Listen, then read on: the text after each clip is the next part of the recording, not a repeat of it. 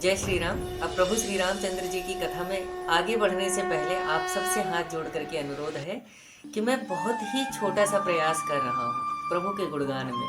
प्रभु श्री रामचंद्र जी के गुणगान में मेरा बहुत ही छोटा सा प्रयास है और कृपा करके आप अपना आशीर्वाद बनाए रखिए और इसी प्रकार प्रभु श्री रामचंद्र जी की कथा में हमारे साथ बने रहिए। और अब प्रभु श्री रामचंद्र जी की कथा में आगे का वर्णन करते हैं कि राजा जनक ने देखा कि परशुराम जी आए थे, परशुराम जी चले गए, प्रभु श्री रामचंद्र जी को प्रणाम करके तब वह जाकर के विश्वामित्र जी के चरणों में पड़ते हैं कि हे गुरु, अब बताइए कि अब क्या करना चाहिए।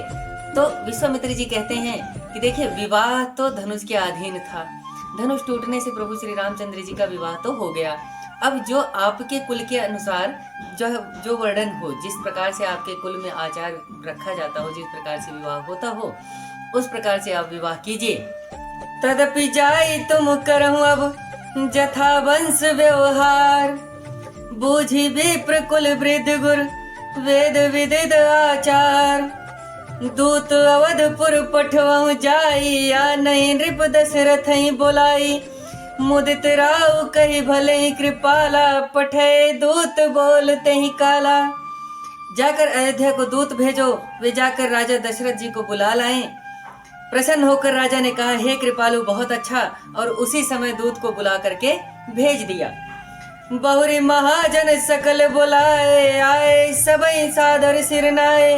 हाट बाट मंदिर सुरबासा, नगर संवारे उच्चारे उपासा।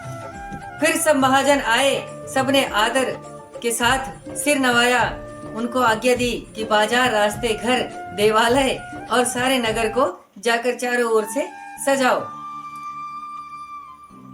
हरसी चले निज निज गृह आए, पुनि परिचारक बोल पठाए।